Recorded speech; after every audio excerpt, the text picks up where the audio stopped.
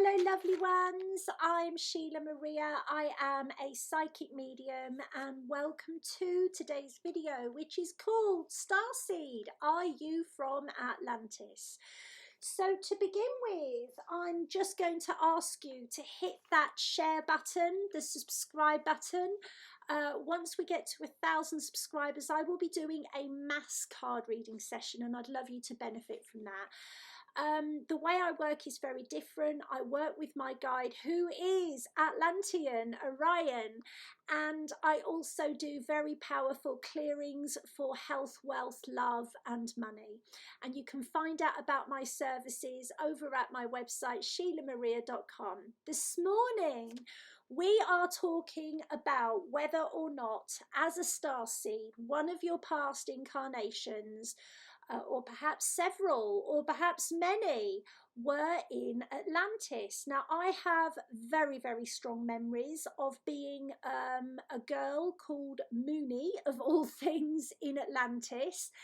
And I remember Orion as being my teacher. He was one of the high priests.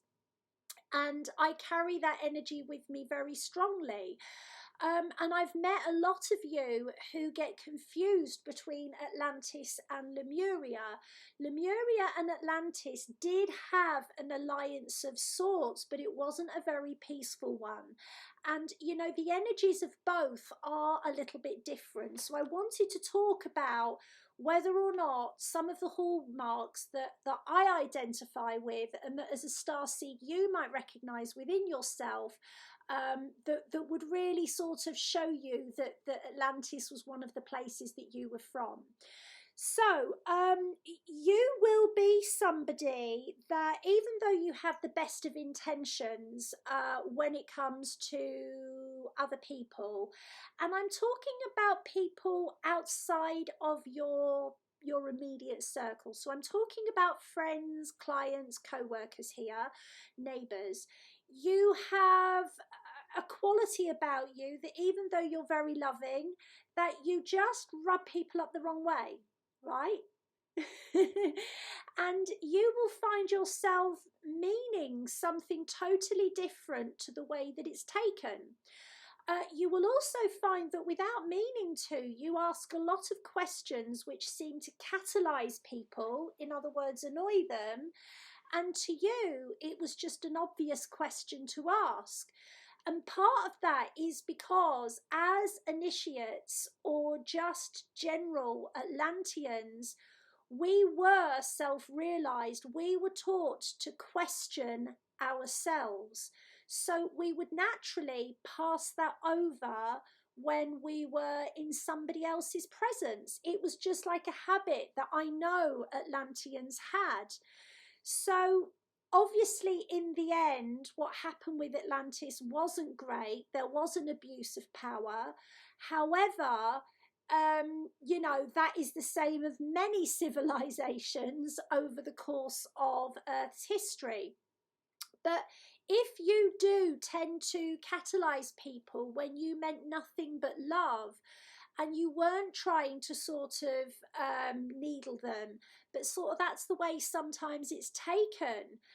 Or if after speaking to you, people feel really like empowered and they really believe in themselves because of something that you said that in some way hit home. You know, perhaps you tell them that they are full of potential and they take that, and because there's something about your energy, the directness of that and the insightfulness of that is something that they then take and they do something with. Okay, so the next sign that you have been part of Atlantis is that you feel strongly about water and earth, because there was an awful lot of farmland in Atlantis.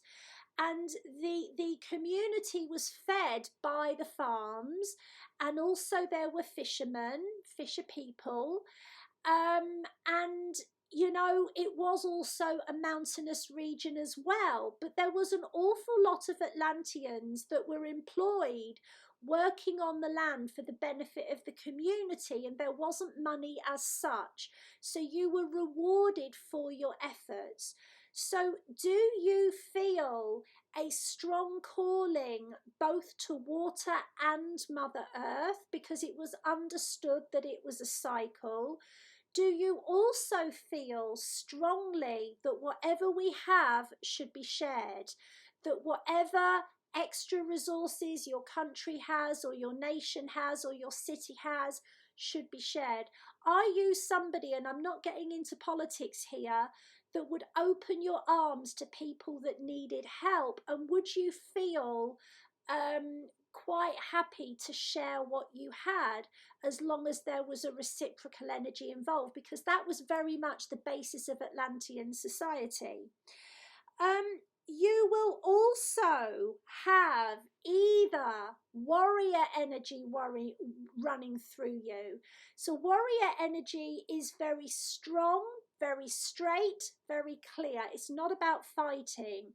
It's direct. That's definitely me. Or do you have what we call the divinity of the sister running through you? So the divinity of the sister in Atlantis was described as being, and there was divinity of the brother as well. You are all brothers and sisters to each other. So whatever you, if ever you ran into trouble, there would be a sister to help you, or a brother to help you. And if they needed help, you would be a sister to them, even if you were not from the same family. In other words, it was a real community thing. But the divinity of the sister or the brother is about unity and oneness, okay? Do you feel very, very strongly about truth? Do you, and I don't mean in an accusatory way, do you feel that it is necessary for people to look at themselves before they look outside of themselves? Are you personally always looking at yourself when something isn't going to plan, rather than looking at the outside world? Okay, because that is a sign that you were probably from Atlantis as well. And I'm just going to Orion. Okay, and do you often feel as though the place that you are from is still out there as a collective? I don't know how to describe this. Orion, how would you describe it? Okay, so there's still a community at soul level of the beings that were in Atlantis together. And although we're part of other soul groups, there is like a sense of responsibility to each other.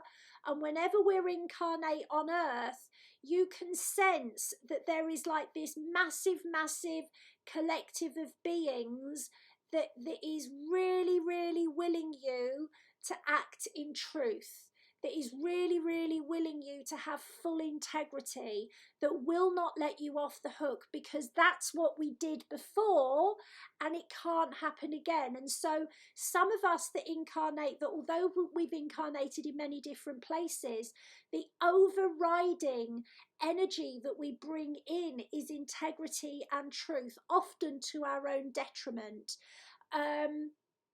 If that's something that you feel, and you feel like there is almost a pressure for you to do your very best every day, and there isn't really a pressure, it's just that's the way that we lived in Atlantis. We were perfectionists, and in the end the perfectionism was actually what took us away from the Atlantean ideal, and that's what actually created the downfall. Do you also feel the energy of flowers and trees talking to you? Because in Atlantis, because we were so self-sufficient as a colony, we literally could hear the trees and the flowers. More than the animals, the trees and the flowers were an extension of us, because our temples were dedicated to Earth and to the universe as well, but there was a cohesion with the two. Oh, hello. And do you sense that you have guides that are very, very strong? Okay? Very strong, very direct. Not all your guides may be like that. I've got two of them with me now that I know were with me in Atlantis, that are always with me, and they keep an eye on me and they don't let me get up to anything I shouldn't much. So if you feel that you could be a past Atlantean, keep watching this space, because I am soon going to be unveiling my Atlantean course. For now, though, I want to wish you a wonderful September from me and Orion and Bon. It's just wonderful to be with you. Lots of love, my fellow Atlanteans. We love you. Goodbye for now.